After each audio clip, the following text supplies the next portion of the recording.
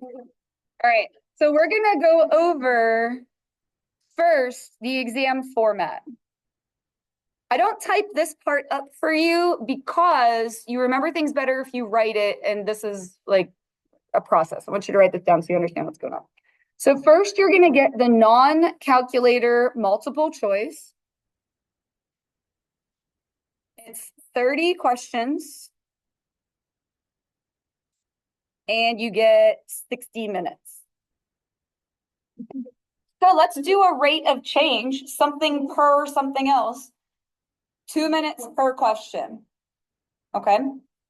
Let's talk about those Roman numeral ones. When you see a Roman numeral question, Roman numeral 1 is this, 2 is this, 3 is this, and then you have choices A, B, C, and D. I want you to skip those. I don't even want you to read them. Honestly, when you see that, it takes longer than 2 minutes sometimes to even read the question. And then you might not know how to answer it and you just wasted all that time. You need to go into this exam understanding that you won't finish it. You will not finish it. So you kind of have to battle this exam. It's sort of like you against the exam. And budgeting your time is the really important part of that.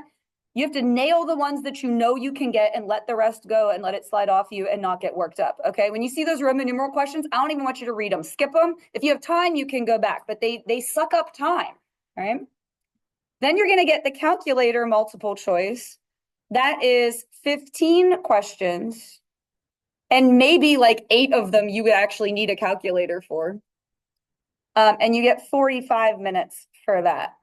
So what is that rate of change?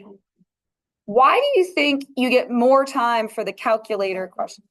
The typing takes a long time and they aren't going to give you nice equations. They're going to give you horrendous ones. Okay. So you get more time with that. Now, how many questions is that total? So here's what they do. They take that 45, they multiply it by 54 over 45. And I'll explain why when I get to the end. But what happens is the 45s cancel out and you get 54 points for that section. So your multiple choice gets curved very, very slightly. You get like a slight bump with the multiple choice. All right, then you're going to get the calculator free response questions. There's 2 of them. And you get 30 minutes.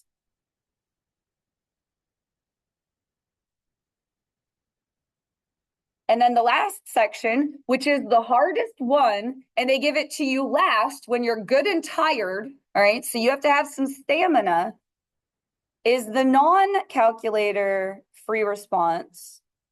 It's 4 questions and you get an hour. So whether there's 2 sections here, whether it's calculator or non-calculator, what's the rate of change for minutes per question there? Sorry, I can't tell you. 15 minutes per question. Okay, so it's what you kind of want to be keeping an eye on. Now they are 9 points each. They're all 9. It's not really any longer than any other AP exam though. They're all about 3.5 hours. All right, they're 9 points each and there's 6 of them. So 9 times 6 gives you 54 points. And that's why they slightly curve the multiple choice, is so that they are each worth what? Yeah, like the same, like they're each worth half of the test. So what's the total number of points if you add those together? 108. Now, I don't know the exact cut scores. They don't share any of this with us. So we're kind of shooting in the dark, but this is the closest estimate that we've got. And this is the curve that I've been using all year. So I'll show you what a 5, 4, 3, 2, 1 is going to get you. If you get 69 to 108 points, that's going to be a 5. A 69 out of 108, so that low threshold is a 64%. So all year I've been curving a 64 to the lowest A, because I've made a 5 an A. So that's what I've been doing. A 4 is going to be 57 to 68 points out of 108. So that low threshold, a 57 out of 108, is a 53%. Remember how I said half is good? It's really slightly more than half. You get slightly more than half correct, you get a 4. That's what that 57 out of 108 is. A 3 is a 45 to a 56. A 45 out of 108 is 42%. That's what I've been curving to a C. I make it go A, B, C, D. All right. 2 is a 37 to 44, and 1 is a 0 to 36. I'm not concerned about what those percentages are because no one's going to get those. So it doesn't matter. Now, the last thing I like to go over is what some of the common free response questions are, like what you're really likely to see. There will be a rate in, rate out. It 100% will be on there. It is snowing and we are shoveling. People are arriving at a party, people are leaving.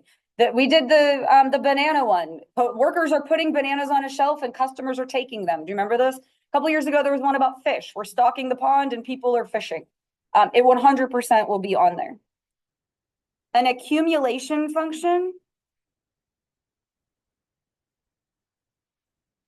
And by that, I mean your function is 2 to x. And then remember we found all the areas and you had to accumulate areas. And they always put a candidates test with that.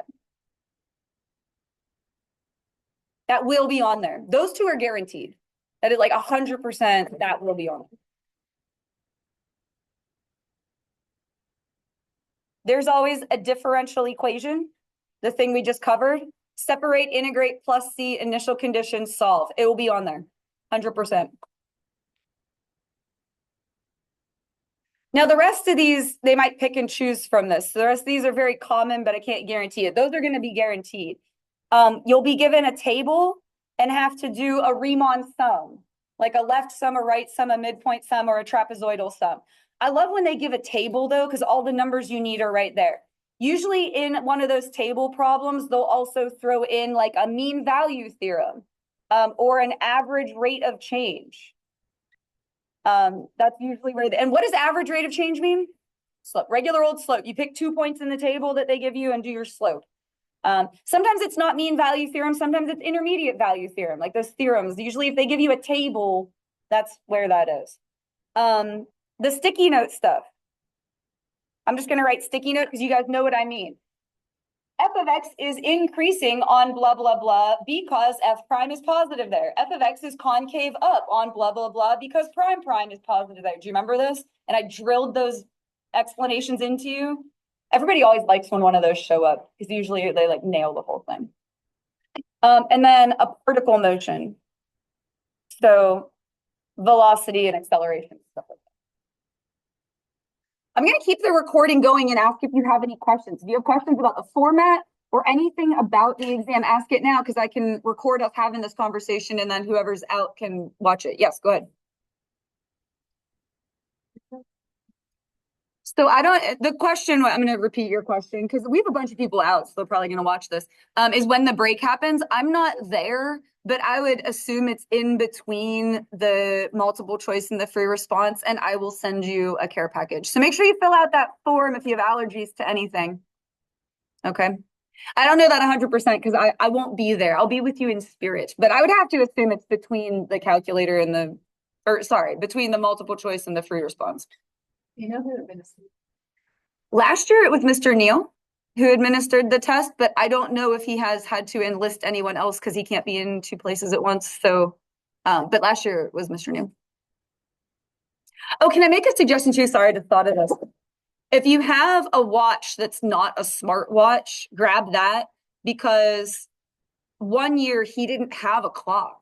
And students were like, well, I really wanted to know like so I could pace myself like when I was halfway done or whatever. So I told him that, and I think he takes a clock now, but just in case, try and bring a watch that's not, you can't use a smartwatch, they'll take it from you. But if you have one, bring one. It's online. Oh, so it'll be on, okay, never mind. On the computer, it'll be there. I'm old school, I'd still bring a watch. Seems that the questions on the exam are closer to the multiple choice that we're not doing, or are closer to the questions that we were doing on the test. Because it felt like the multiple choice as well as the questions would be closer. I don't understand your question. I've made my test model this as much as possible. On the classic multiple choice questions? Yeah. Those are much more difficult than what's on the test. Well, believe it or not, I pulled those multiple choice. The question was about the per unit assignment that I give you versus the test, I pull all those questions from the exact same question bank. So I don't, if you thought some were harder than others, that's hard and easy is always an opinion thing. I pull them from the same place. Your test questions get pulled from the question bank, and those per unit assignments I make get pulled from the question bank. So they get pulled from the same place. Yeah, so like whether they're easy or hard is luck of the draw. I pull them from the same place.